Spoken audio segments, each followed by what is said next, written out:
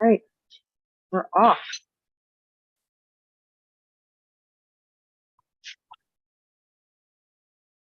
Making sure it's all good. Since I'm on a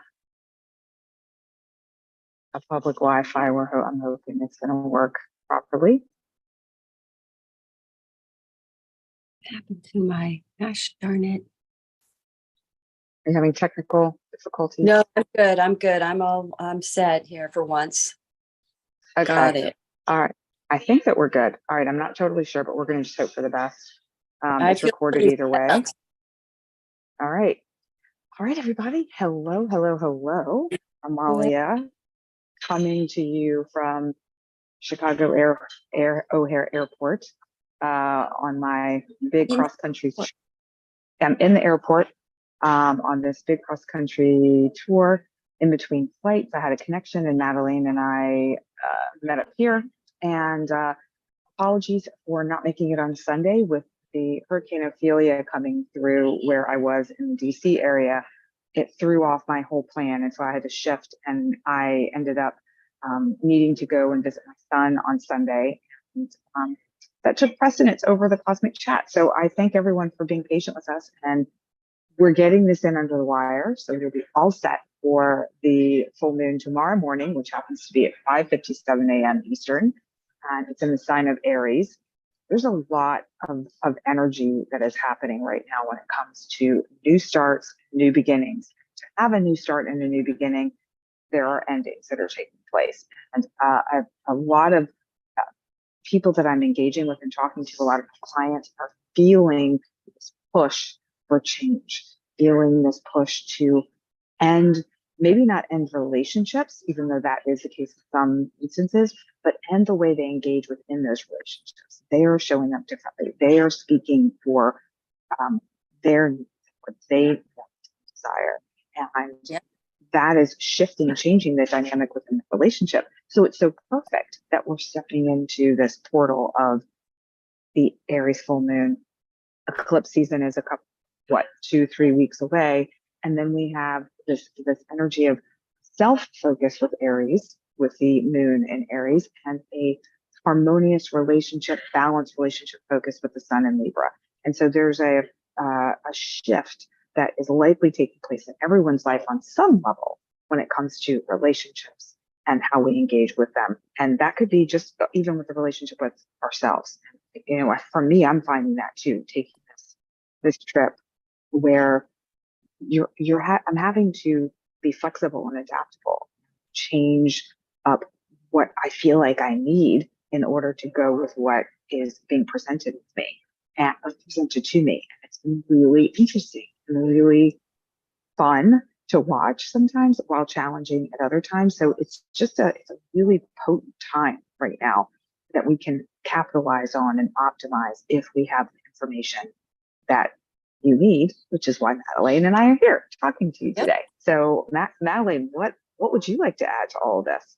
Well, I mean, you're really tapping into what's happening with that South Node in Libra, and this is an 18-year cycle that a lot of people that have lived an 18-year cycle here already, as an adult, will see a repeat cycle in your Aries and Libra houses that you experienced 18 years ago. And what most people that I talked to 18 years ago either ended a relationship or that's when they got married. But the Libra South Node is the energy of releasing relationships, releasing the falsities that hold your relationships, the false relationships together.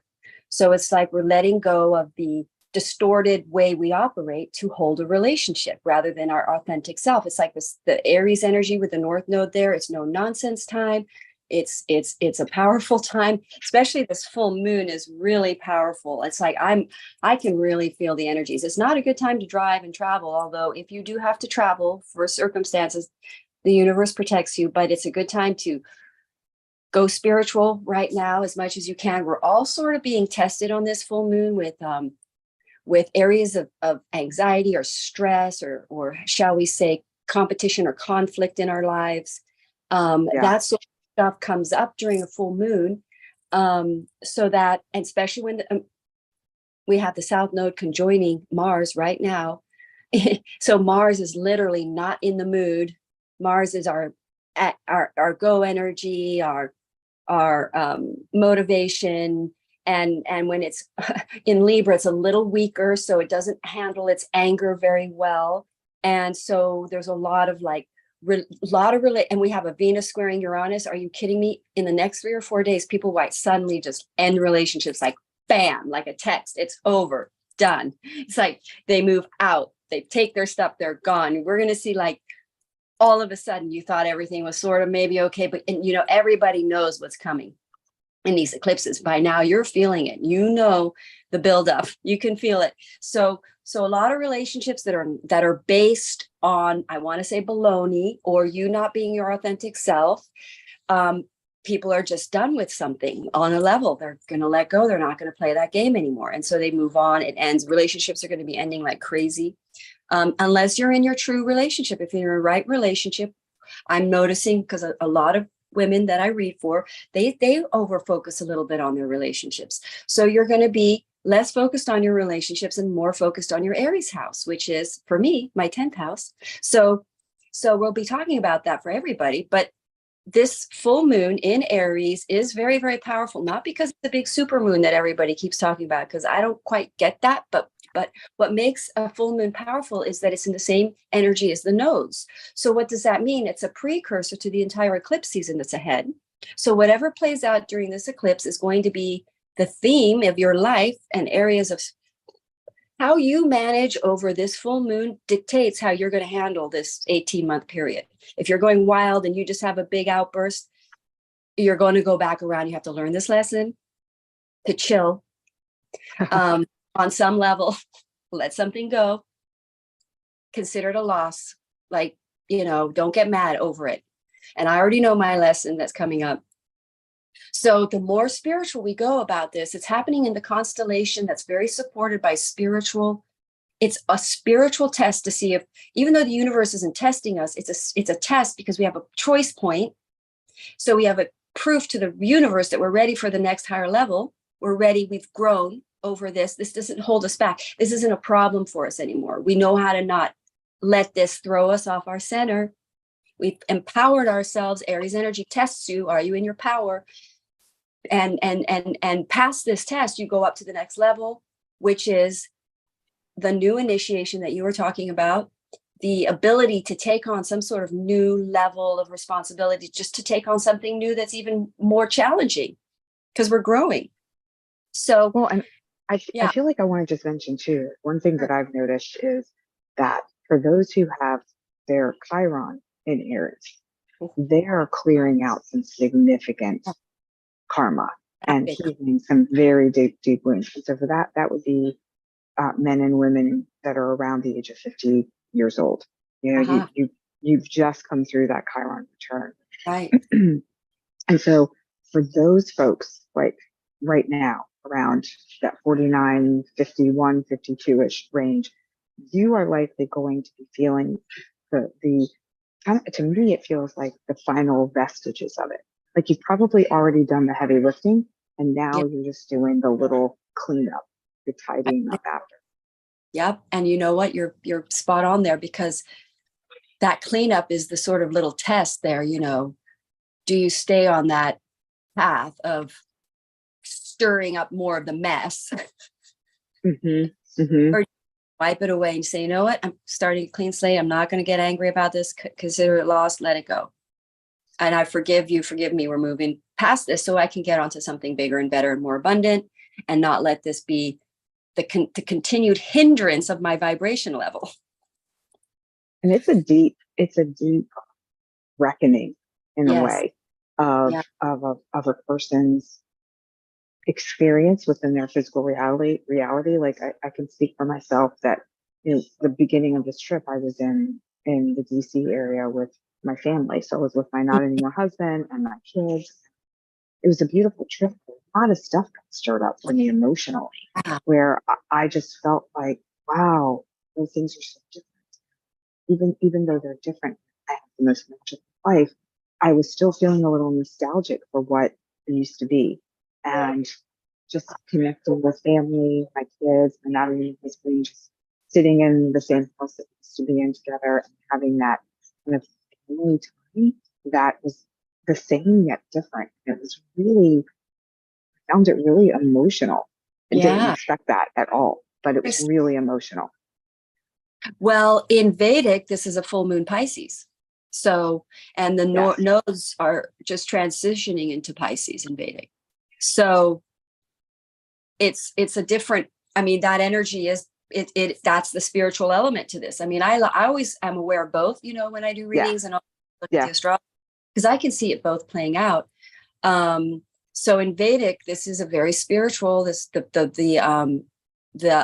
happening in a constellation as well that is extremely spiritual, which means the veils are very, very thin.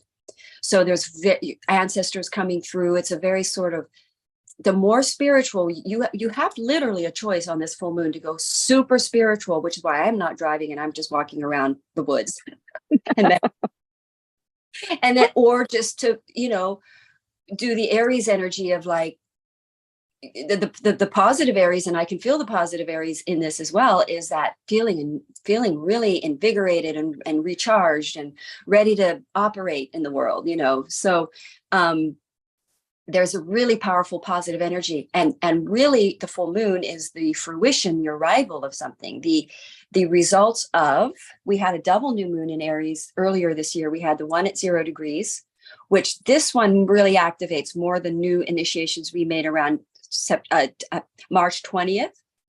So whatever we initiated, that's why it's so great to initiate. Just initiate something you like to do on a new moon, just for fun. Watch it bear fruit at the full moon, you know. So this full moon, we're going to bear fruit to something we initiated there around the 20th of March, and then we had two new moons in Aries, which is wild. And that was at the 29th degree point. That was April 21, 22, 23 area. So you know, look back and see, but basically we're going to see some results towards that. And it's part of the nodes, because the nodes are there. So it indicates it's a big part of your new destiny. It's a part of your calling, a part of our purpose here. So we're aligning with some sort of results that enable us to continue on our destined path, our higher destined path. If you initiated something in that Aries new moon that would enable you abundance to continue. And the other thing too is that I just wanted to mention, like, folks, you know, like, dang it, I didn't do anything. I didn't initiate anything. I would just say, just think back and reflect. You probably did, but you weren't necessarily conscious of it. You know, what was going on at the time? You know, maybe there was some project you started. Maybe you started like creating a photo book, or I'm making something up, and you didn't finish it. Or maybe you did, but then you didn't print it. Actually, this happened with a friend of mine. Like she started this photo book with her sister-in-law actually, and then they never finished it. So now is the time they can actually complete it, print it, wrap that up, and move on. So it may be something really simple. It may not be anything that's like grand. Yeah. Well, I can give you a couple examples from people that I'm reading for. One person met a person at that time frame that is turning into a very good supportive financial partner to their venture. So they are now financially supporting this person to take on they're doing a co-business. It's absolutely in alignment with our chart. Another person started their website. There's their website that it was a new moon in their third house. They started a website. It's now taking off. It's going really great. Now they're seeing results. They're getting clients. Another person started studying a new modality, a healing modality called muscle coding. She's now landed with like 10 clients. She's hitting on her full moon right there. Clients, boom. So whatever you're right. It is hard to really know. I know what I did on that day. I sent off emails. I started emailing a weekly email, which I then took a break off on my retrograde season. So now I'm back onto that. And I also started a little bit of a shift in my social media platform. So, you know, and that may not seem like you changed something, but if I look back, I realize on that day was the first time I ever posted it that way. Right. So it's like, you know, you can look back, you'll find you may have emailed someone and someone you talked to, a friend from the past that you haven't heard of in a long time. And you talked about something and you laughed about it and you thought, oh, well, it's a good idea. We should do it again. Well, maybe at this time you do it. Like maybe you talked to traveling, and then it didn't happen or whatever. And now you guys, hey, let's do it, you know. So it can play out, like you say, interesting, but it will be spontaneous, out of the blue, excited. And also be careful, because you could suddenly think it's this and you jump gung-ho, because the Aries energy is jumping in without thinking, without being overactive, especially in these energies of like overreactivity, because people for the South Node portal opening up in that Libra area is like, no, don't be polite here, you know, go for it, like kind of energy. Yeah. So it's possible that you go for the wrong thing. So stay intuitively spiritual and don't commit yet.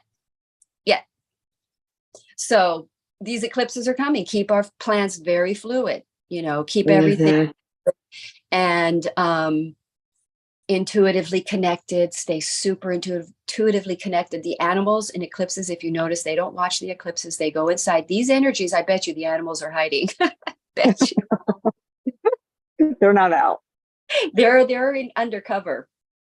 So okay. So tonight, probably today we'll talk about the eclipses coming up, because that's going to add, this full moon is very much a part of that story. And we've got the Uranus squaring Venus and energy to look at here for everybody. And you know, their Libra Aries house is going to be the main topic of conversation for everybody for probably about 2 months. Yeah, big time stuff. So before we dive into that, we're going to probably talk about this again at the end. Madelaine and I also just wanted to alert everyone that our next cosmic chat is going to be on October 5th at 3 p.m. Eastern, 12 Pacific.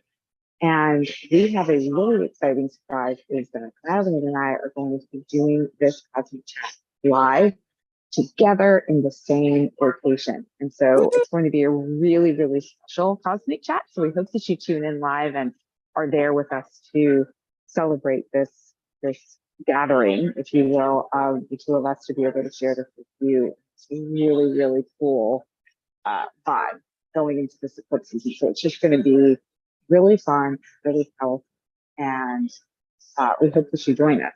We'll be obviously posting. Yeah. We'll be posting information. Yeah, we've only known each other virtually. You, for all I know, you could be AI. That's right.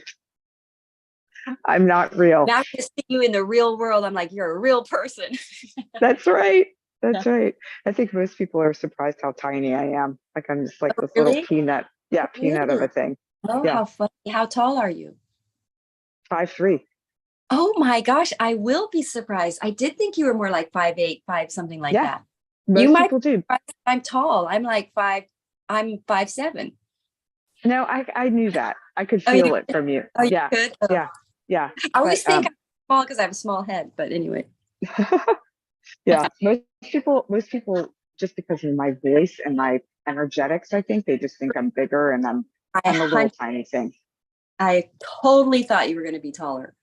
Yeah. Okay. So it'll be fun. So everybody, you'll tune in, and I'm going to do my best. So Madelaine and I are going to be meeting for the first time at like 1 o'clock in the morning. So it's going to be kind of dark, but I'm going to do my best to record the meeting, because Madelaine's kind enough to pick me up at the train station, and we'll be sharing that with everyone. It'll be kind of fun. So I'll do a video of the train coming in, this lonely, quiet old train station.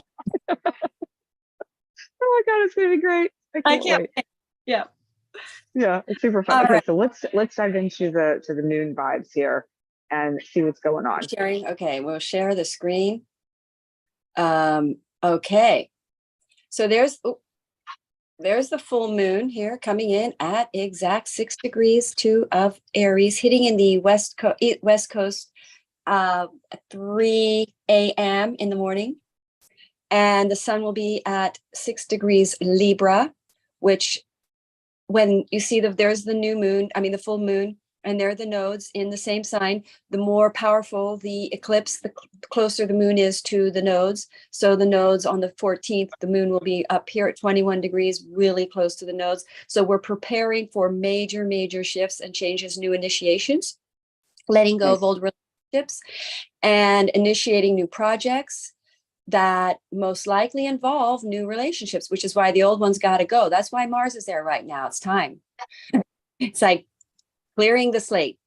And most people, when it's the nodes, most likely involves partnerships, divine partnerships, because most people have been created in two versions of their souls, as it were. Two, there's two of us, male, feminine, and we're going to expand the earth and into better bounty, as it were, through the divine union of these energies. So we let go of the ones that are not divinely supporting our new destiny, our mission, our project. And the nodes being up here, squaring Pluto, people in Aries, this full moon Aries, people have the courage. People, I feel it. That's why it's dangerous to drive out there. So, I know I keep saying this because my sons, I'm worried they're out driving. Anyway. The mama never goes away. Always there. I post for my kids. I want them to see it. Anyway, so releasing of emotions coming up on this full moon,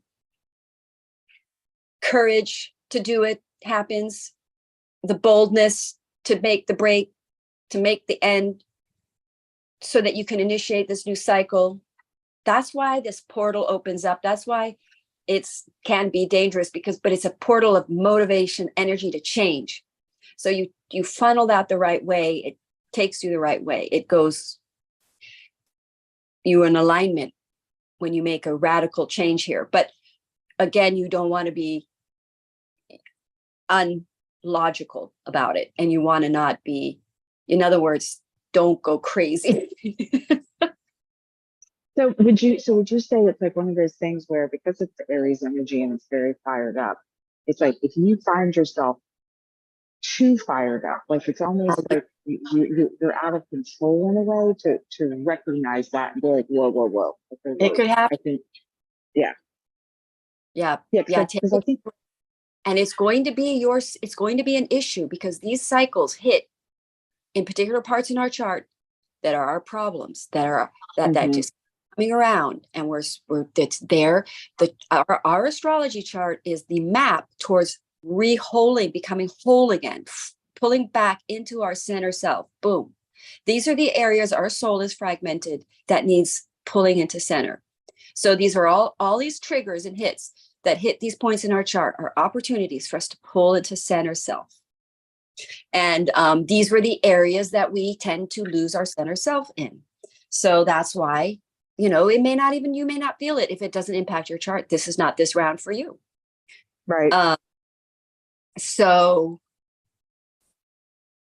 now the fact that Uranus and Venus are having contact, and Uranus is in the sign of Taurus, which is a very Venus energy, and then Mars being in Libra, ruled by Venus. And then we have Venus in the sign of Leo, which is all about the heart. I mean, hello. Are we talking about passionate, romantic reunions, fired up? Suddenly, that's the other angle on this. You suddenly reconnect with a past love, passion, and you have passionate sex, because Aries energy is fired up in that department.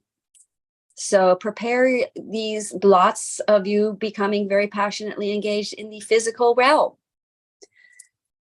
I feel like there's some people that'll be very happy about that.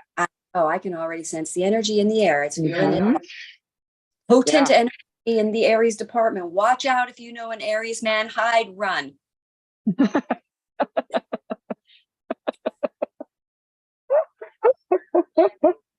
Or maybe it'll be super fun, as long as you're aware of what's going on. Ride of your life, because this is going to be a great energy. I can't believe I'm talking about it. Oh, I guess the energy is showing up in this way for you. Scared sitting on my Jupiter right now. My Jupiter is at the same degree as this full moon, so I don't know what's happening to me. A little nervous. Anyway, back to being serious here. So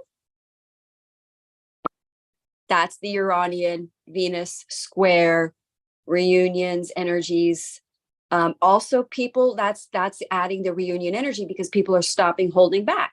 So if you have Mars on your south node and you've been holding back and walled up about something, it now, the heart just goes boom out. You know, you can't hold it in anymore. It's a Tower card of emotions. So that's why this eclipse has it's not an eclipse. That's why this full moon has an eclipse element to it, because your destiny will shift and change when the nodes are involved in the same sign. This is part of the way that your destiny is changing. So relationships ending absolutely changes your destiny 100%. And new passionate relationships beginning is initiating the new path of your union with this person, because you have a project with this person. You have a soul contract, which has been in the works right now for everybody coming in their readings. And this Aries energy where we get angered and where we have this weak point in our soul, in order to become good enough for the next path, you have to get over this childish thing that gets to you. Mm-hmm. And so that's happening at the same time. But anyway, it makes you walk more authentically in your truth, in your power. We're Chiron and Aries as a collective. We're becoming in our power. We're walking in our purpose now. That's what's going to ground the new earth. We're stepping into the age of the Aquarius. The people are definitely going to be in the power. You know, a lot of people are afraid of things. You know, it seems pretty scary, but the people win. So just remember that this happens every 240 years. History shows it. It's a repeat cycle. Mm-hmm. Yeah. And so the energies support independence. The energies support spiritualism, because the 5D is astrology. The energies support following your astrological blueprint, your chart towards abundance. It's there. It'll work. In these energies, all things Aquarius are supported. Getting together with your friends, creating groups, creating tribes, going on social media, empowering the people, you know, helping people. What I do is I help people step onto their true calling, their true abundant path. I watch abundance flare up in their lives. And we have to walk our abundant path. If you're not on your aligned abundant path, your sunlit path, you're going to struggle, because the energies support the individual path right now. That's the energy of Aquarius. It's the independent. That's what our country was founded on. That day was when Pluto went into Aquarius. Right then, it was like people taking back the reins. Bastille Day happened on this day. Magna Carta happened at this time. All the cycles of revolution happen at this point. Does it hopefully is passive, because Aquarius is a passive energy, because what happens in Aquarius is people wake up, bam, to one, spiritualism in the higher realms are really what the reality world. 3D isn't how we change things. We change things from the higher realm. And we see the importance of working with the unseen forces to create abundance. We're connected, we wake up, and then we destabilize the 3D by visualizing a better 5D. That's how we change it, not by battling the 3D, because battling the 3D is violent, it's rough, it's dirt, and it just creates more chaos. You're just churning up the mess. So we want to manifest now by a new vision, a higher vision of what we can see that's better. So people that are stepping up, you don't need permission from the government. You don't need, to fix things, to change the the pollution and stuff like that. People were going to start coming together. Energy of the Aquarius has galvanized people to create positive change. We take back into our hands the welfare and the well-being of the planet. So, and the karma that the collective wakes up to, the karma that we've created for ourselves, is the idea that the government's going to take care of everything. So we have to step up and take responsibility. That's what happens. Saturn in Aquarius, people take responsibility. They mature. They grow up. I feel like that relates even to Aries and in and of itself too. It's that independent nature of Aries. That's action taking, that initiation. And then we have, and I also love the Libra energy, because it's also about, yes, you have to rise as an individual. Yes, you have to look out for yourself to make sure that you are stepping up the quote unquote right way, the proper way for you, and being aware of everyone around you, the relationship you have with the people around you, the planet, the environment, having an awareness of all of those things. So they to me, they're partners. They go hand in hand. But we're really focused right now on the individual and how the individual can affect the whole. And so you're empowered by knowing your chart, because then you know how it was designed that you would individually help move us into the new earth. You have a specific Mhm. role. Everybody that's created here has a blueprint chart where it is that you were designed to help in this process of changing over, and that your job, what you were signed up for, as it were. And it's Yeah. in your chart. And the more you know that, the doors open, the paths just lines up. It's a magic. So the 11th house is the house of astrology. It's also the people are guided by, there's no longer a spiritual necessary guru or pop stars or stuff like that we follow. We're following our own higher consciousness, because we're connected to a higher realms now through our own practices, through our own individual religions, our own ways of spiritually connecting, through walking, astrology, tarot, through walking in nature, being by a lake or whatever. But the waking up is that we're aligned by our higher guidance, not by a 3D guidance. And so when everybody is following a higher guidance, we all go the right way. We'll all magically, you'll line up with the path that is the right for the higher good. So,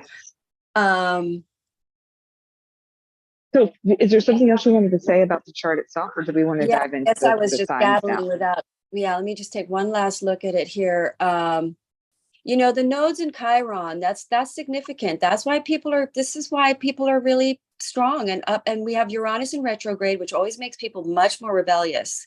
I have my Uranus when I was born. That's why I'm a bit I'm a bit of my own path seeker, as it were. But the but the Chiron and the nodes there, it's like, come on, people, we can do this. Don't be chicken. Don't be scared. Yep. Just, you can do it. We can do it. This is powerful energy. I think it was 74 the last time, after the Vietnam War. There was a lot of healing going on. People became more angry about it. And, there was just a lot of empowerment. We become more in our power in Chiron, Aries. So that's about it. All right. So let's the vote of encouragement. It's just, it's time to go. Time to do it. So let's talk about Aries. I'm going to probably choose cards a little bit differently than I normally do. Normally I shuffle and one will fly out. I'm going to do a little bit of that. They just draw them. We'll see how that goes. And just as a reminder for those who may be tuning in new and want to order these cards, what's going on, I use the LOTUSWEI flower evolution deck as a remedy, as a support for each of the. And what you can do is you can screenshot whatever the flower is, give a little bit of reading on it. And then if you are interested in working with the plants, you can out, Amalia, on your end. Okay. It might be. There's a lot of people here right now, and so we're all on the same Wi-Fi. Right. So it may be a little tough. Okay. I need you to know. Yeah. Thank you. Sure. Anyway, so okay, I'm lined up.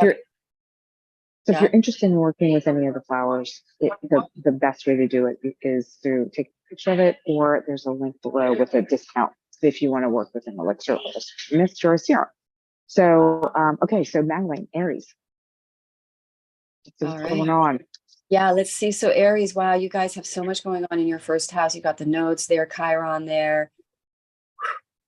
I just want to make sure. Okay, you've got Chiron there, the nodes in this full moon. It's go time, Aries. Something shows up here in your lives that you might be surprised, because we got that Venus squaring Uranus element involved, plus the South node. One, you might be surprised at what you suddenly just get up and go do. Aries, anyone that knows Aries know that 1 minute they're sitting in a chair and the next minute they're not. So just prepare you for flying out of that seat from some crazy inspired, intuitive thing that sends you the right way, but it could also send you the wrong way. So for good or bad. So just be very conscious of it, where you are consciously. Are you consciously aligned with higher will or lower will? That's the question. So, so you get then or you're responding to something happens and you suddenly jump on it. It is a result of an effort newly initiated around that new moon.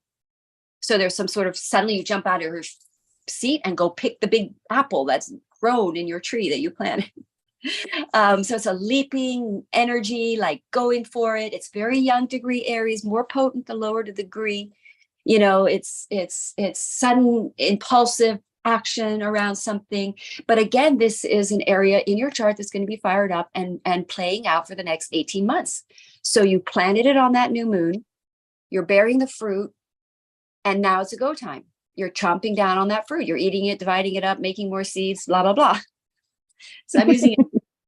So we're looking at a leaping onto an opportunity that's a result of a hard effort or a planting or an initiation. Aries are very good at initiating things, are not necessarily good at following through, but they are great initiators. So this might be a surprise result of an initiation that you kind of thought you didn't follow through on, and it just faded away and is dead. But then it's surprise, and then guess what? It is your destiny. This is 100% part of your destiny. So your destiny tilts because the nodes are there, because of what happens here around this full moon. And we are looking at another 18-year cycle. So this is long-term stuff.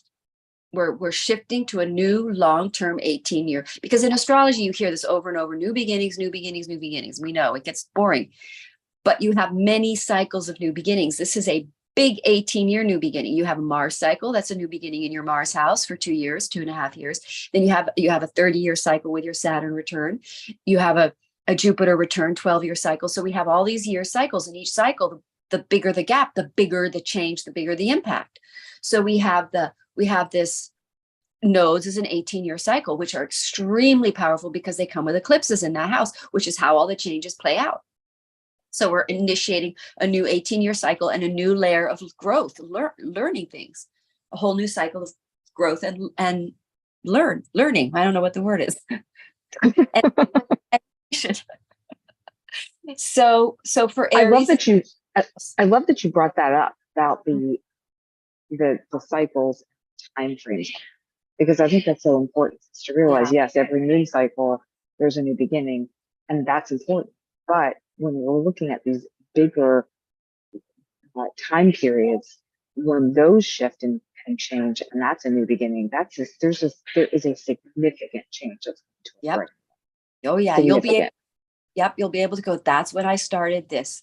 That's when we did that date, and it's a big chapter. Yeah. So, and it's a serious one. Saturn in retrograde. All the outer planets are in retrograde. Pluto goes direct. No, Saturn goes direct November 4th. So things on a weird level aren't sort of starting quite yet, although with Mercury going into, where's Mercury here? Mercury is at, where can I not find Mercury? Mercury's in Virgo, hitting that 21-degree point. Okay, we are going to see something happening, that because Mercury's hitting the degree point at where it went retrograde. So we are going to see something that now, wherever Mercury went retrograde, that was August 21, 22, 23, you're going to see something else too from that period. So that's another little added piece of info. So for Aries also, by the way, forget your relationships, false relations. You're dropping your relationships. Boom, Aries, left, right, and center, south node, 7th house. If you have a contract with somebody that isn't right for you, it could be even like a 7th house relationship could be like somebody you hire, a lawyer, and you end that relationship, or you have like anything with a contract, so Aries will be releasing contracted relationships or personal marriage partnerships that are not in destiny with this, that are not in part of this new chapter, that do not serve for this new chapter. Hard. Are you ready for the card? Okay, so here we go. We have the banana yucca, and this activates hidden potential, and the message is uncover your secret talents. And I felt like what you had said at the very beginning about goals is really going for it. This pretty much says it enhances your ability to make those huge leaps and bounds, to move closer to your goals. It's such a supportive energy of achieving that. So I feel like this is very much aligned with, for Aries, recognizing the gifts that you have and being able to move yourself, propel yourself forward towards those goals in a way that's very aligned with you, instead of fighting against, like you're actually going to be working with your own innate talents. So banana yucca for Aries. Nice. Yeah. I like the word yoga in there because, that just implies, I think Aries ought to really take it very slow and calm this weekend. Yoga. That'd be good for them. Yeah. Stay out of trouble, Aries. Stay out of trouble. That's all I'm going to say. All right, let's see what's going on with Taurus. All right, so Taurus, you guys have this Aries over your 12th house energy. So this could be a bit of a deep soul.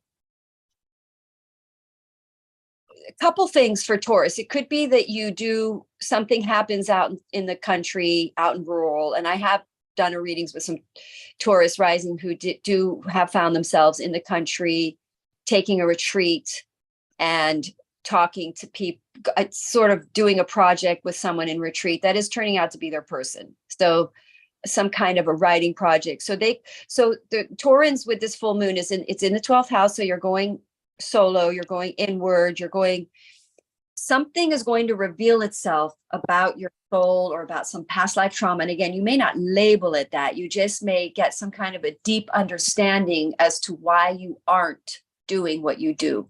You might suddenly see that there's a fear that's one, holding on to relationships that are holding you back, because it's the 12th house or 6th house. So again, Libra, potentially work partnerships, people that you hire, you'll let go of maybe somebody that you hired, or let's say you hire a appointment person for your scheduling, you fire them, some sort of relationship, work related relationship goes away.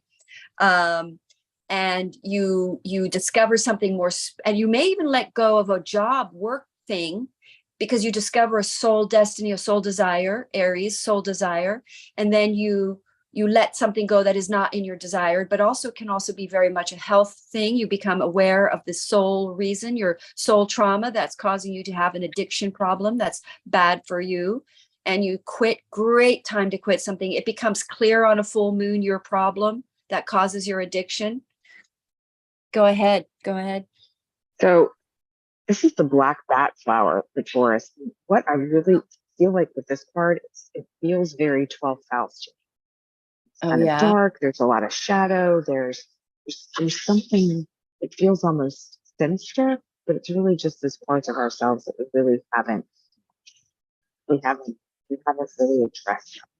And this activates fierce compassion, which I feel like is something we need when we're dealing with that deep inner work. And the message is advocate for yourself and others. It magnifies the ability and the readiness to advocate for yourself, but it also brings strength, confidence, and fearlessness, which I feel like is so connected to what is happening with the Aries energy. So it's so in tune with that. So the black bat flower for Taurus, and being Taurus, me myself, this feels really resonant with. Interesting. Isn't it funny how you're coming here? It's the country, it's rural. Yeah. Isn't that interesting on full moon? Very interesting for woman, female moon. Sorry, I didn't mean to burst out. No, sorry. Yeah, no, but you're right. I mean, don't drive, Madelaine. Don't go in. Don't do anything. Still the third. I have to drive on the third. All right. So it definitely that definitely feels resonant. So all right, let's see about Gemini. What's going on with them? Gemini. Wow, Gemini, your ruling planet is now in a very good position for a couple more days. Good time to initiate any kind of, by the way, everyone, because Mercury is going to go into combustion. So we want to, this is, no pressure, but if you're planning on sending some sort of mercurial project, which is writing, talking, reading something, starting a blog, writing something, anything, just this is the time to do it. It'll go very well for a couple more days. So just saying. All right. So for Gemini, which is your ruling planet, Mercury, your planet now goes into 21 degree points. Something really goes forward here in a good way that's been a bit blocked and stalled for a while. You have Aries over your 11th house. Wow, this is fantastic. You make some kind of a connection with a tribe group, a friendship group that you may have met or made friends with around that new moon in Aries.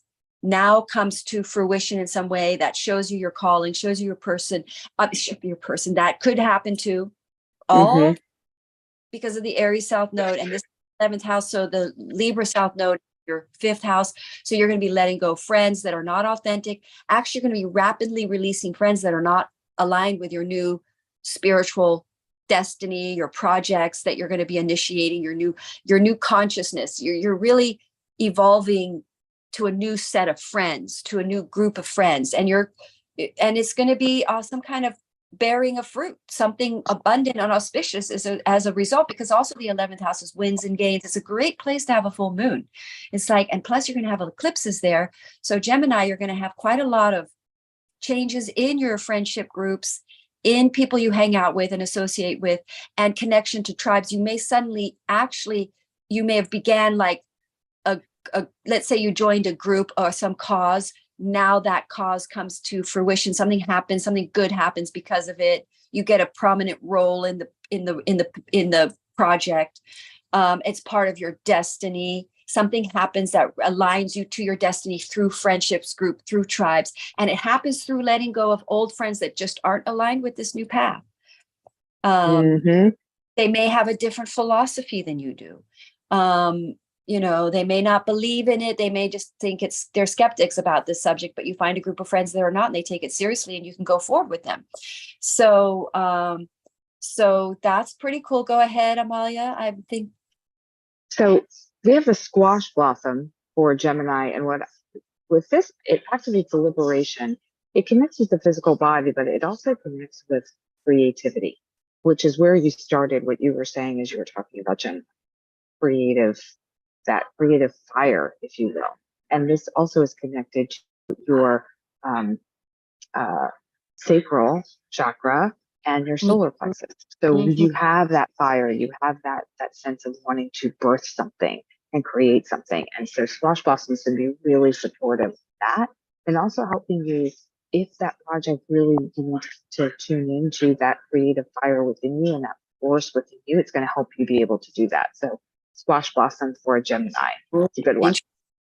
Wow, that just feels like they such creative, inspired, some sort of creative, inspirational project coming in. That's exciting. It is very. That card, just feel the fire of Aries in that card, couldn't you? Yeah. All right. Cancer. That's me and a lot of other people I know. Cancer, you guys have these eclipses happening in your 4th house. So you guys are going to be moving, shifting home property, letting go. If you own a lot of real estate, you'll be maybe releasing burdens, ones that just aren't really part of your new destiny, living situations that are not aligned with this new project that you're going forward with, because you're going to have the nose in your 10th house. So you have this as a full moon in your 10th house. So whatever you seeded back in March 20th, April 21, most likely more March 20th. The results will bear fruit for you. You will find a big upsurge in that effort made that was dormant during the retrograde planets that feel like nothing was ever going to happen ever again in your entire life. Sorry,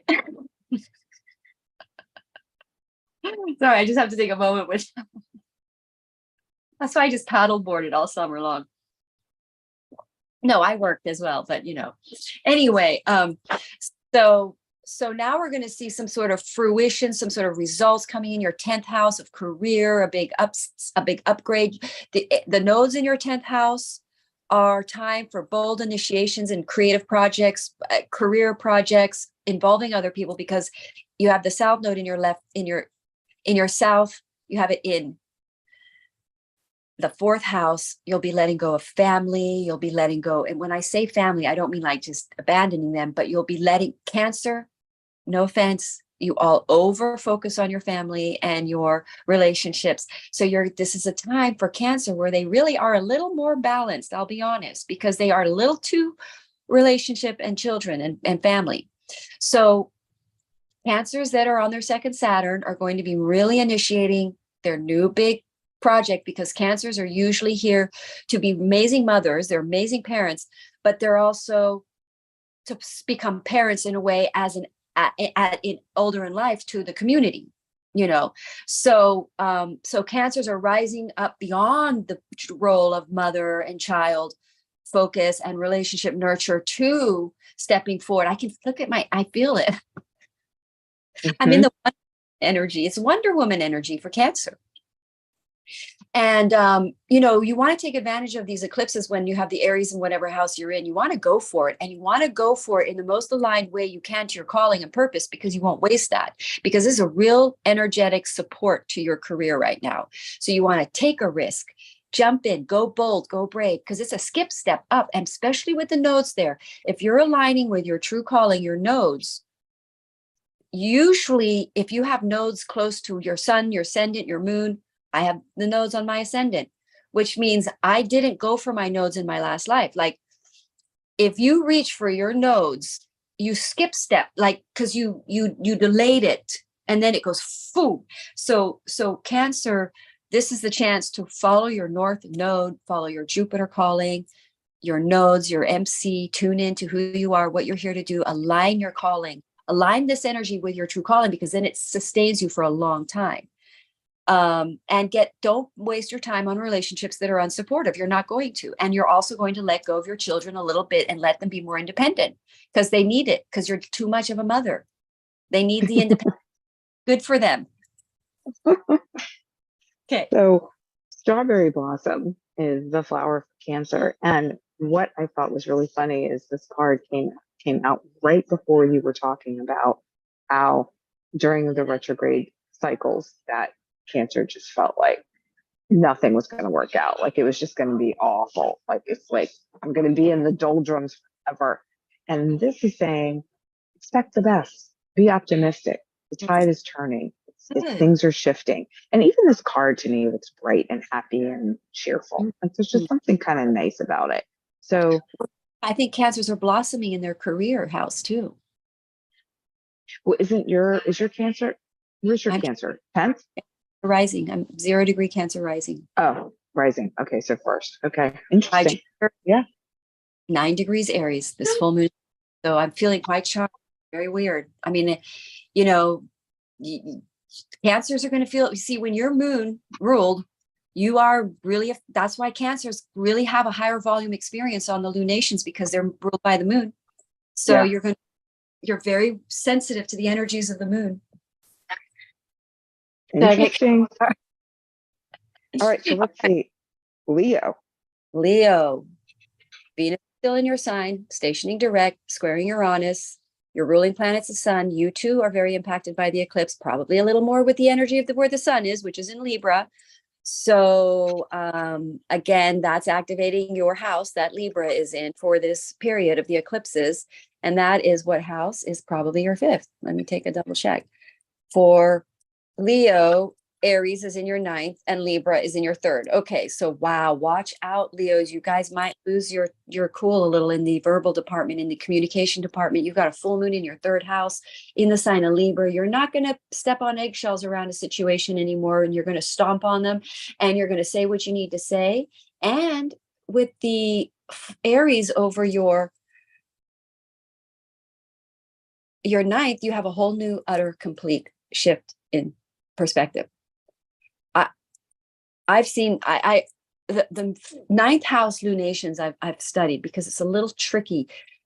Either traveling, if we'll go 3D on it, you get to go travel somewhere, you start teaching a course, something that's involving teaching, writing, something could really become in the material realm a result of an effort. If let's say you contacted a publisher to publish something, you get a letter back, they're going to accept your submission, which then changes your destiny.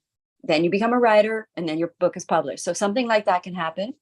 I'm in the midst of something similar to that right now. So that'll be interesting to see how that plays out. So I met with someone to work on my book cover. A dear friend of mine, she's doing my book cover for my book Lead to Me, doing some formatting. And then I have another dear friend of mine who she does PR, and she was putting me in touch with a writer for a national publication related to my book and related to some of the topics that I I talk about in that book. Interesting. So after we wrap this up, I'm fine tuning what I'm submitting to them. So this completely connects in with what you're talking about. So I think it's interesting. Yeah. Excuse me.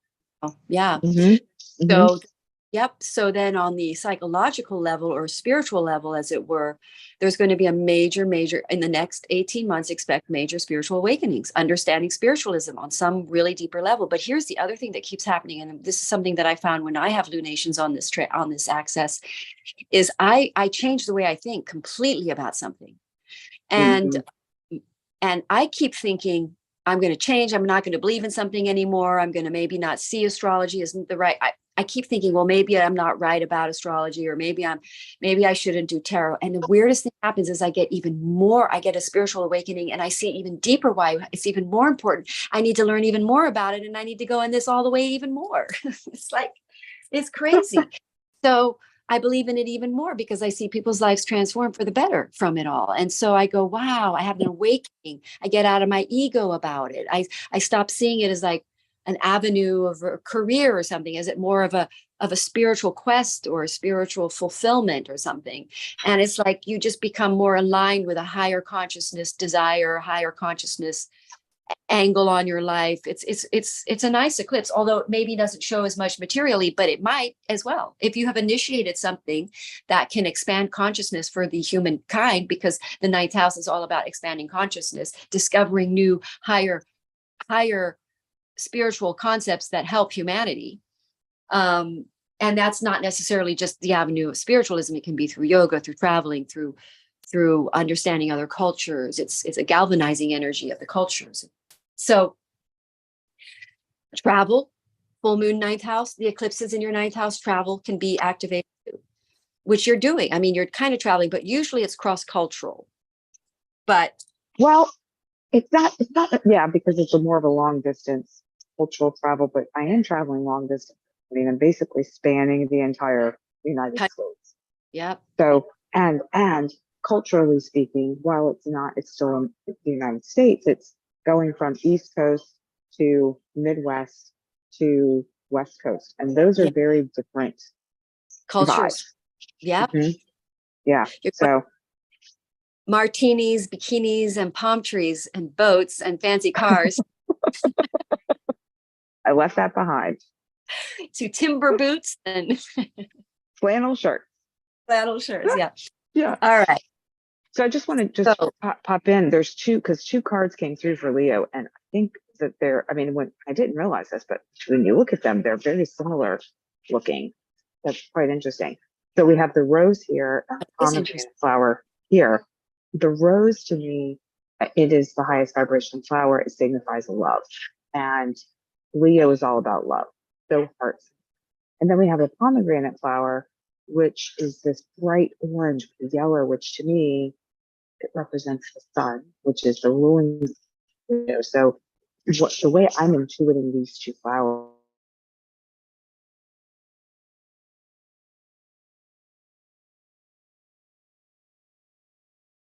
Hello.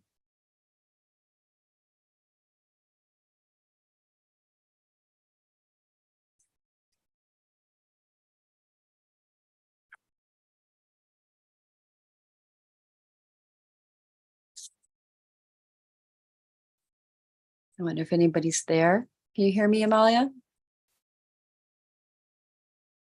You blocked out, by the way. Can you hear me okay? Yeah, and I just kept talking in case the recording will pick it up and then we'll have it. So it's just basically, that sense of personal power, love of self, love of others, fired up action, and all of that I feel like is so in tune with Leo and the Aries energy. So anything else you wanted to share, Madelaine, on that? Well, Venus being in your sign squaring Uranus, prepare ye. Unexpected, good or bad, in relationship shifts or changes with that South Node in Libra. So something might shift or change about a relationship. But again, you might just let go of sort of always trying to align with your relationship instead of aligning with your passion. So there's more extreme or more softer versions of these transits you can experience depending on your chart. Sure. Yeah. And your consciousness level. Big Well, one. yeah, what you're ready for. Yeah, what you're ready for. Okay, so Virgo, what's going on? Virgo, you guys have a lot happening. Everybody does, but Mercury, your ruling planet, is going direct now. I'm sorry, it's back at its direct degree. It's there for a couple more, 3 more days. You're going to have very powerful energies. It's a good time to initiate, as well as, again, something coming, an opportunity coming in this full moon. And for Virgo, that's in your eighth house, financing money, other people's money, joint partnership, joint financing in a partnership. Somehow you pull together money that initiates your mission, your calling, or you bring your finances together in a relationship and you take on a project together. You have Libra in your second house. You're going to let go of working for a job in this 18-month period. Virgo are going to be releasing an old way of earning money and opening up to a new way of earning money. And it might be through joint financing. It might be through investment. It might be through risking. But remember, when I say financial risk, you want to take astrologically guided financial risks. You do it the right way when there's trines in the right spot, boom, zero doubt success. So you want to start playing with risks with your finances. You want to start investing things, but some sort of opportunity, investment opportunity could show up. But again, be careful. Don't go jumping into something that you haven't done a little research on, or that everybody wants to be careful to use this fire energy the right way, which is not to be over impulsive about making things that you may regret, because Aries energy can do that. So you want to be using your higher consciousness as you're making these choices and tuning into your intuition. And so for you guys with the eighth house, there could also be a investment property. Your property real estate value goes up. You suddenly have a property, you're on sale, you're selling, it suddenly sales, you get money from that. You refinance something, a property. You could get an inheritance. Full moon, someone could pass, depending on your chart. You get an inheritance. You get left a house. Libra, you could have other Cancer placement. Libras are losing mothers with the South Node, Libra, fourth house. My mother passed, as you all know. So the Virgo energy of releasing, hitting in your second house, you're going to be letting go of working jobby type mentality. You're going to be instead of utilizing energies for a job, day-to-day hours, working on your own things or talents or things, you're going to be looking to manifest through partnerships, finances, taking investment risks. And but this is going to be a full moon that you get the results of an investment, get the results of some sort of connection with another person. You now do get to be together and pull your finances. Something you initiated around March 20th comes to bear into results where you can join your finances. This is a very abundant eclipse cycle for Virgo, because they're going to let go of, as Virgos are high service and they throw themselves so much under the bus that they're going to let go of that, and they're going to not work so hard, and they find a way, because Virgo can't do it. They can't not overwork. They can't over busy. So it's almost nice for Virgos to just get some time off and create abundance through joint financing, joint projects, investments in real estate, land, something. But Virgo are taking some time off in the next 18 months from being sloggy, hard workers. I love this. I love this, Madelaine, because this card is the dandelion and it activates relaxation. Oh my God. So it's totally in line with what you're saying. And the other thing too is that it dissolves tension. And that could be neck tension, shoulder tension, but also mental tension. So you were talking about the Mercury connection there. Mercury is Virgo. Mercury is now direct. And I feel like sometimes when Mercury is in retrograde, we can get lost in our thoughts. We're constantly like rehashing, viewing things, and we can get totally caught up in it. And now it's kind of that forward momentum of letting some of that go, just letting it settle. And so I love the dandelion for Virgo, especially based on what you were just saying. It's like that's so perfect. That's interesting. Yeah. Yeah. And you see, that's the weird thing about this lunation and these eclipses. It's like they're going to have the sun and this eclipse in their second house. So it's like, I mean, they're going to be, when I had eclipses in the sun in my second house, I really changed my financial centered income ways very, very radically. Mm-hmm. So yeah, so it could be interesting for them. On a way that is abundant and lasts an 18-year cycle. So nobody be afraid of any of the changes that are coming. They're going to be so you're on something stable that lasts an 18-year cycle. Mm-hmm. Like Cancer moving. Cancer have this eclipses in their fourth house. They're going to move because they need to go somewhere where they can pretty much settle for about 18 years. Even if that means traveling for 18 years and you don't have an actual location spot, which could be me. I'm kidding. But anyway, because we have Saturn in travels, so that's possible. Well, it's interesting. My daughter-in-law is Cancer, and they just bought a house, and that's a place that they plan on staying for a long time. Interesting. Yeah, it's all lining up. Okay, Libra. Oh wow, Libra guys, I'm fascinated by what's happening to Libra because they've got the South Node and Mars in their first house, plus the eclipse is hitting there in their first house. They have Aries over their seventh house of relationships. So they're going to have very, very selfish, in a good way. They're flipping that polarity of operating to make the other person happy, going along to get along. Libras are not going to be as sweet, nicey that they always are. And they're not going to be pushovers, and they're not going to be, especially in their one-on-one relationships, their close partnerships and contracted partnerships. They're going to be more selfish, but if they're higher consciousness with the energy, it's actually going to make them happy, and it's going to make them happier in relationships. They're going to find out that they have to be happy, and for a relationship to work, you have to be sort of selfish. I mean, actually, really, that's why a Libra is access to Aries, because we have to learn how to balance between balancing in a relationship, our energies, what we want, what the other person wants. But if we let go of what we want, then we're miserable, and then we get mad, and we're not happy in that relationship.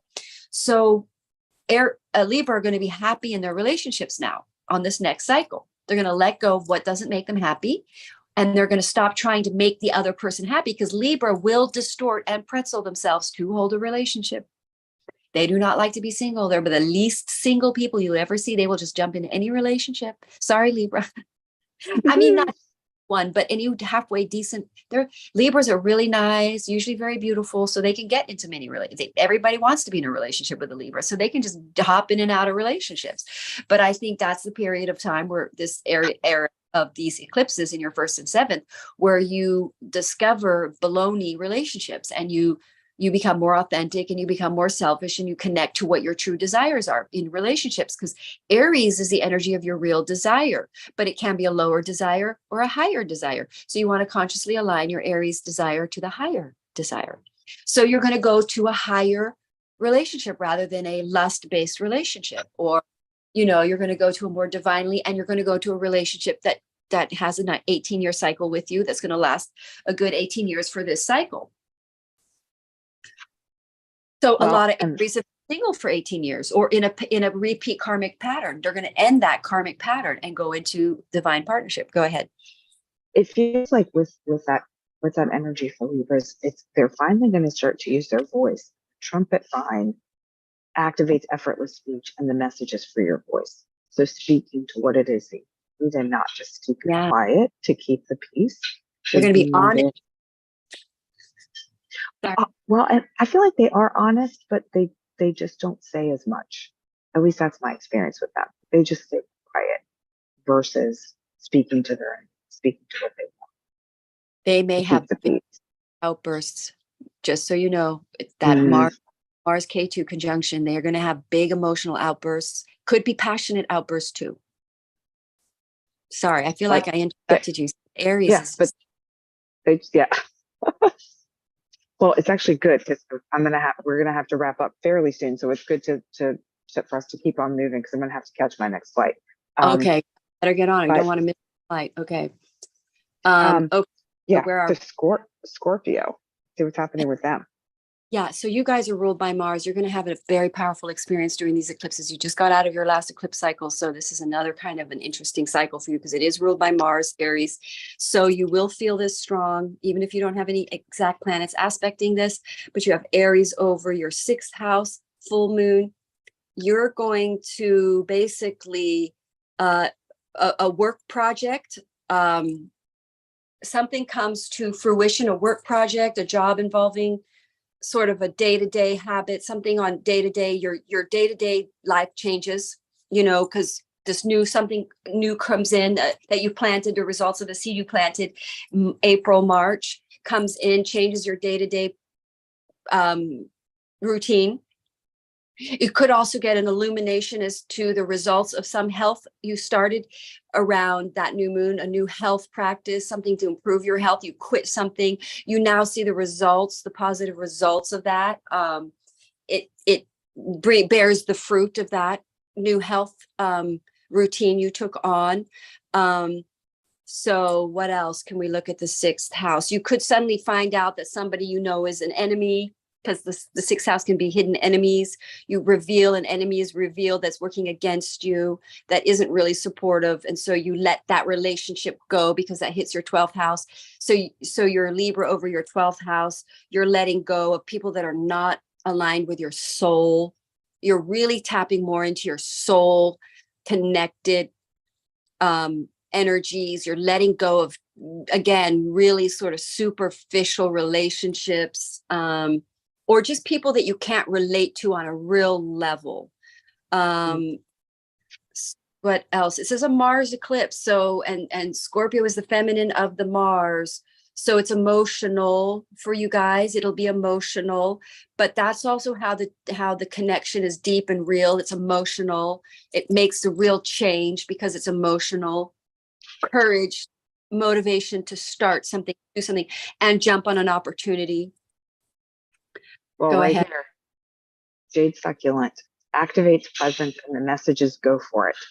Now, the other aspect of this card I want to bring up is it touches in on the physical aspects too of strength and vitality, which connects with your health, and then also about it's like an expansion of your life force energy and expansion of what you are, your unique presence, your unique gifts.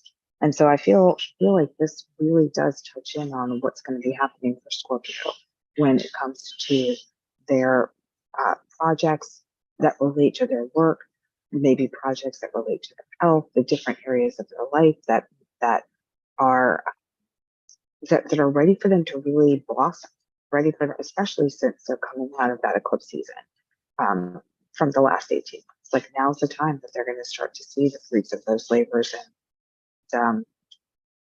yeah, it feels kind of bright. Well, yeah, I think for Scorpio, they're going to be basically experiencing new work project in this eclipse cycle.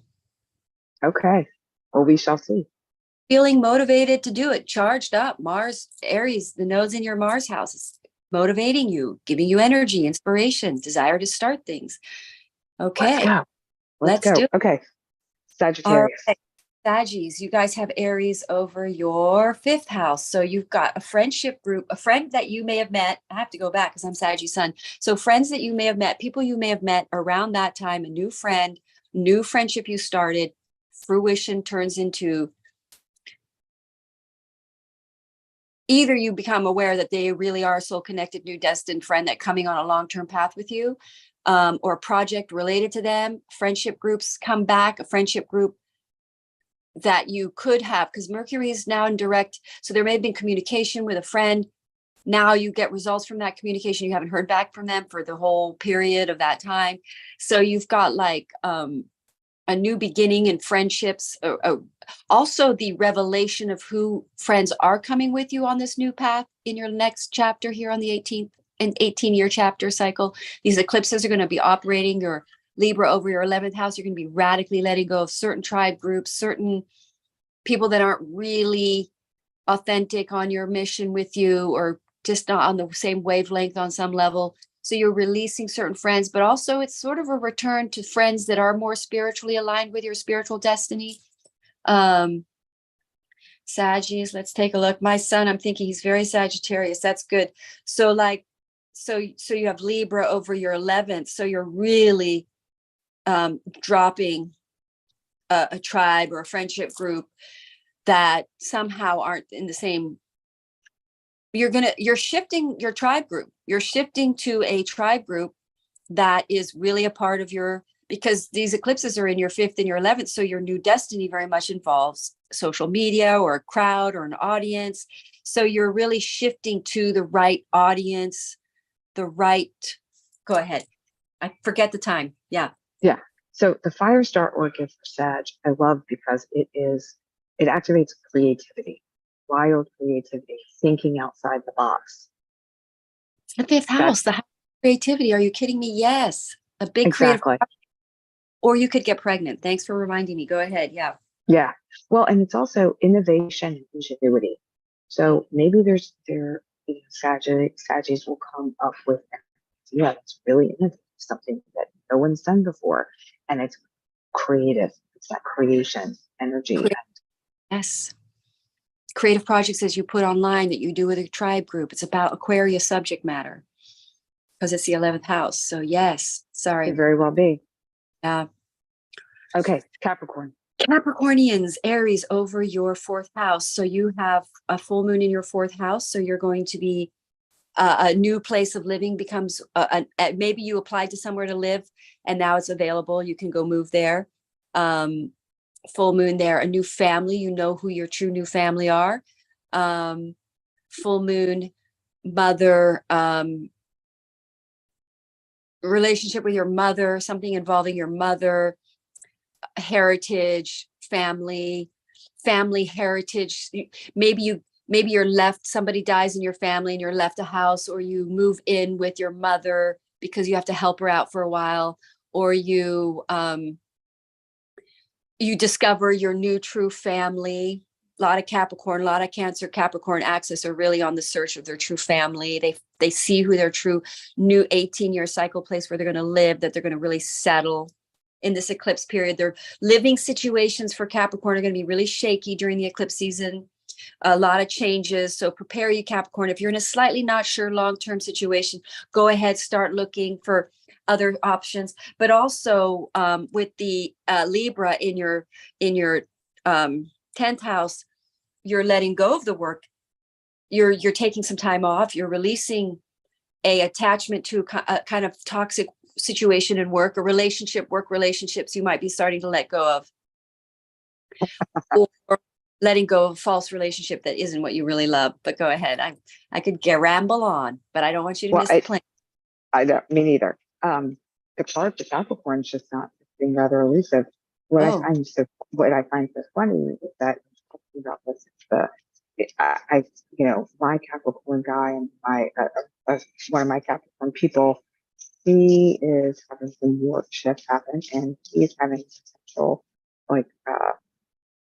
there's a home or a family sort of, not a family shift, but just like a home and living and ancestral stuff come up. So it's so fascinating how it's the same house, same sign, but it's showing up in different ways. That's so cool. So Madelaine, it's nothing's coming through. So you tell me when to stop. Oh, okay, stop. Oh, this is a nice one. Oh, Pink Magnolia. This activates self. Like older mother energy, like your mother's energy, or the older lady. I don't know. It actually does. It kind of reminds you of like a floral fabric that would be on their couch that's covered in plastic. But it's about taking care of yourself and feeling whole and worthy, and just take care of yourself. Take care of yourself. And for the two Capricorns, I feel like that's so true for them, where both of them could spend a little more time being very cognizant, loving themselves more and taking that time for themselves. So that's so on point for them. Okay, so let's dash through Aquarius and Pisces. Aquarius, you guys have Aries third house. So you have a full moon in your third house. You're going to have the series of eclipses in your third and your ninth. So you're going to have a whole new, you're letting go of some sort of old belief system, plus maybe letting go of traveling or letting go of teaching something, but you're also letting go of a belief. The main thing about this eclipse season is you're radically shifting your belief system, and you might learn something really new because you have the Aries over your first house, and also the third house. Also, the third house is like, you may start a website. You have a lot of motivation to do things, to write things, to start websites, to do a blog, to start maybe a social media handle. This would be a great time. But also, if you started one around March 20th, it takes off, full moon, you get some results of something you wrote, you talked about.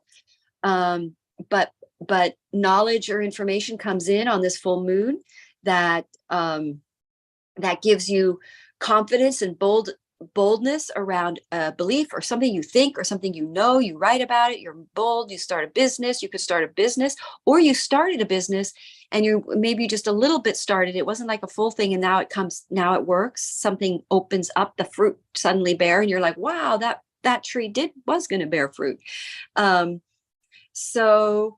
Aquarius have the eclipses in their belief and what they know, learning new things, changes their mind. Something could show up that completely changes their mind, information coming in. Go ahead. And they may end a relationship around it too. Go ahead. Can you hear me? Hello? Did anybody hear me? Hello?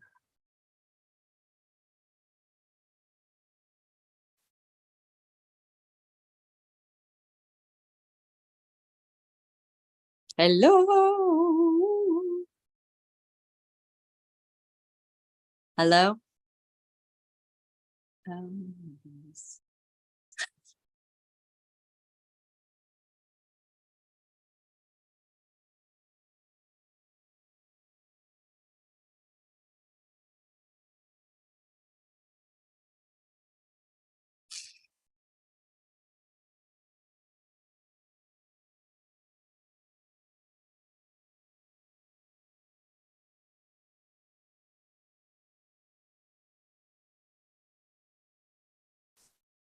Oh, you're back. I'm back. I'm sorry about that. Yeah, it's clear that the universe is like, okay, we need to wrap it up here. Get on your plane. All right. Finish up this. Yeah, let's finish up the last bit. So we did Aquarius. So go ahead. You didn't pull a card though. Yeah, it was fireweed. Or I'm sorry, wild hawkweed, which activates fullness and falling in love with yourself. So it's really just about cutting through all of those things about your life that are not aligned with your true desires, not part of where you want to go and who you want to be. So that is what's happening there. Okay, and then let's wrap up with Pisces. Pisces. Okay, Pisces. You guys have Aries over your second house. Fantastic. I like that. You guys are going to have the nodes in your second house. So a new financial nice. Some sort of financial effort you made, or financial effort, but some sort of effort you made for work, for earning, in around March 20th or April 21st now bears fruit. Big results. Big, nice. All of a sudden, wow, results. Libra over your 8th, you let go of a debt. This could be very good news for Pisces. They now don't have a debt. And I know one that would be very happy to hear that. My son. Something good is really in the line for Pisces around finances. They're letting go of debt mentality or bad behavior around debts and things like that. And then they really start to become financially more abundant. Big, shall we say, deliverance of abundance is landing on Pisces. What else can I say really quick? It could be romantic as well, because, you know, the second house is ruled by Venus. So it's a romantic potential there with this Libra axis. So you're really letting go of also a big fear. You're going to be releasing some sort of fear of people pleasing. And because of your money, you're worried about walking eggshells because of money and making people happy that you're dependent on. So you've always got to treat people really well that you earn money with, and they're real maybe not so nice. And you're now let go of having to worry about these connections, and you can now trust your own independent internal. You have a talent there with the Aries in your second house. You have a talent that you can make money off of that now bears you fruit. Go ahead. Papaya flower. And the papaya flower activates receptivity. So I love this. We talk about the second house to be receptive, ready for those gifts and those blessings to come in. This also magnifies compatibility within relationships. And I would go so far as to say perhaps balance. So the balance may need to come into play because you're staying more firm in yourself.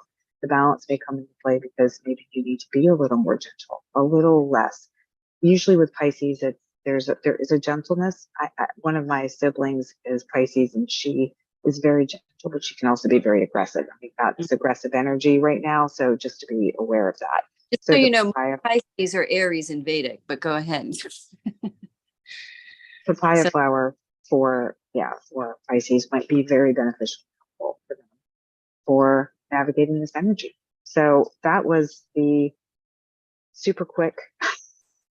We're gonna have to close out soon because I need to get rolling. But a reminder for everybody that Madelaine and I will be together on next Thursday, October the 5th at 3 p.m. Eastern, 12 o'clock Pacific. And it'll be a special episode. We'll be talking about the eclipses, and we'll be together in person, which will be super fun. We'd love to have you join us and chime in, share questions, and we'll be able to do that a little more easily because we're going to be on the same screen. Yeah, press that like button for us today. Like, subscribe, pop over to Madelaine's channel as well. Tap over to mine if you're watching this on Madelaine's replay. We will see you guys in 1 week for special cosmic chat. All right, everybody. Bye for now. Bye. Hello. Hold on 1 second.